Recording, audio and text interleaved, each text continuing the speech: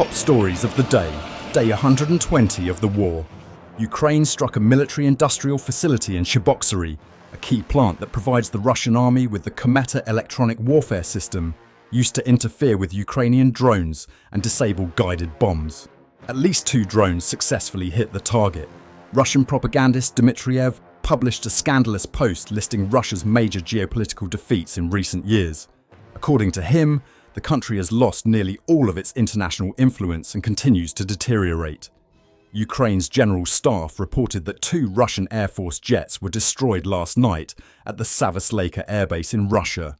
President Zelensky launched a verbal offensive against Donald Trump, stating that the US had diverted 20,000 air defense missiles, originally meant for Ukraine, to the Middle East. These missiles were specifically designed to counter Shahed drones. The report was also confirmed by the Wall Street Journal. Zelensky responded to Trump's earlier remark comparing Russia and Ukraine to fighting children. He said, "We are not children. Putin came to the park to kill children." He stressed that Russia deliberately targets civilians. Since the beginning of the war, 631 children have been killed in Ukraine. Here at MASKI Show, we anticipate another round of confrontation between Zelensky and Trump. The pattern is familiar. Trump shows sympathy toward Russia, Zelensky calls him out, Trump lashes out, then eventually adjusts his rhetoric under pressure. Though controversial, Zelensky's strategy has yielded results before. Like Xi Jinping, Zelensky prefers a firm, principled approach rather than passively keeping calm. And this often works. Trump, though erratic and narcissistic, still reacts to pressure and changes behavior. Zelensky isn't speaking to Trump, he's speaking to America. He also said that Ukraine and its allies are close to a historic moment, when Russia could be forced to stop the war. But this would require significantly tougher US sanctions against Moscow. Against this backdrop, The Economist published an important report. Captured Russian officers say they were told the current summer offensive is Russia's last push. According to Ukrainian intelligence, the main axes of assault are Pokrovsk and Kostiantynivka in Donetsk region, as well as Russian activity in Sumy region. In Sumy, Russia is trying to establish a buffer zone. After that, they are expected to shift focus toward Donbass and Zaporizhzhia. Some Ukrainian military sources remain skeptical, pointing out that Russia has failed to capture Kostiantynivka for over 3 years. Others, like a 93rd Brigade officer named Edward, warn that Russia may already have the upper hand in drone warfare. Glory to Ukraine. Russia will disappear not through victory or defeat, writes The Economist. But even small changes on the map may be enough to push Vladimir Putin to continue the war. Diplomacy could become possible again, but only once the front stabilizes after the summer offensive. According to the New York Times, in late May, Russia's summer campaign is already in full swing. We've covered when it started and what its objectives are here on MASKI Show. This summer might be Russia's last chance for a major offensive, due to depleted stockpiles of armoured vehicles and a shortage of manpower. That's according to the Washington Post and Sky News. We've shown footage from Russian storage depots and explained why Moscow is struggling to sustain the current level of warfare. Soldiers are being motivated by the idea of a final push, but the reality is they may simply have no strength left for another. Russia's strategic plans have proven highly unreliable. None of the Kremlin's stated goals have been achieved. Even pro-Russian propagandist Dmitriev admitted this in a widely shared post, declaring the total collapse of Russia's foreign policy. The reaction in Z channels was mixed. Some mocked it, others agreed with a heavy sigh. Let's look at what Russia's foreign policy successes have actually produced. Kazakhstan, once dependent on Moscow, is now turning decisively westward. A defence pact was signed with the UK. Officers are training in British academies. A 155mm NATO-caliber ammunition plant is being built with Singaporean partners. The country has introduced a Western-style territorial reserve system. Local tech companies are moving away from Russian influence. Azerbaijan dismantled the Armenian-controlled region of Artsakh without consulting the CSTO. Russian peacekeepers were killed. After a Russian plane was shot down in December 2024, Baku demanded an apology and compensation. Armenia, once Russia's closest ally in the Caucasus, has effectively left Moscow's orbit. Prime Minister Pashinyan has spoken of quitting the CSTO, withdrew its permanent representative, and shut down Russian propaganda channels. Uzbekistan hasn't participated in the CSTO since 2012, but has strengthened its partnerships with Europe through summits and sectoral agreements. Recently, tensions with Moscow rose after an assassination attempt on an official, with suspicions pointing to Chechnya.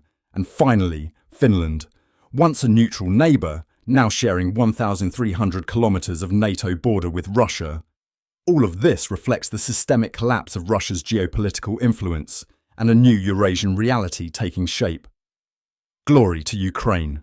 Sweden, which remained neutral even during the Second World War, now participates in NATO military drills and supplies weapons to Ukraine. All of Northern Europe is restructuring its armed forces for joint operations in the Arctic and Baltic regions. Europe has become a unified anti-Russian coalition. Germany is redirecting its industrial capacity toward defence production. For the first time, the European Union's defence spending is approaching 5% of GDP, and a unified European military budget now exists for the first time in history. Syria, once a showcase of Russian geopolitical power, has become a site for the execution of pro-Russian forces. Russian bases in Syria are now the weakest link in Russia's African initiatives. In just 3 years, the entire security architecture of Eurasia has changed. Russia is no longer a regional leader, a political centre, or a guarantor of stability. Its geopolitical weight is not just declining, it's vanishing. Today, Russia's foreign policy has been reduced to tactical battles in Donetsk and Sumy regions. What began as an attempt to topple the Ukrainian government became a prolonged meat grinder, devouring what was left of Russia's geopolitical capital. The entire Russian war machine is focused on storming Ukrainian villages. All resources are squeezed for a front that barely moves. The trajectory was clear as early as 2022, yet the Kremlin continued to hammer away, obsessed with destroying Ukraine as if that would make every other problem magically disappear. Even if Ukraine were to fall, and that's a big if, the world will be very different by then. We haven't even touched on sanctions, market losses, or Russia's total dependency on China. What does Russia get in return? Compliments from an unhinged American politician and visits from African strongmen. Plus, the occasional phone call from global leaders saying, it's time to stop. Russia used to be surrounded by a buffer of neutral states. Now it's encircled by defensive alliances, with no allies, no mediators. These tectonic shifts are irreversible. The special geopolitical operation has achieved the opposite of its goals. It's hard to say it better. This is the reality we've been discussing for over 3 years, from Armenia to Finland and Sweden. Russia has created a world where it holds no influence, has no allies and no authority. Only the destructive power of Herostratus remains, its nuclear arsenal, and even that no longer frightens the world as it once did. Russia today is a pariah, coughing up blood, feared and avoided by everyone. It's no longer a partner, a powerful and objective analysis. We may return to this in a dedicated video. Now, let's move to the latest developments. On the morning of June 9th, drones attacked Cheboksary, the capital of Chuvashia. Local residents published footage of explosions and the resulting fire. According to the Astro project, the strike hit the company VNIR Progress. This was later confirmed by the regional governor, who added that the plant has temporarily shut down operations. VNIR Progress is part of the Astro Industrial Group and specializes in radio electronics, control systems, component bases, and signal processing modules.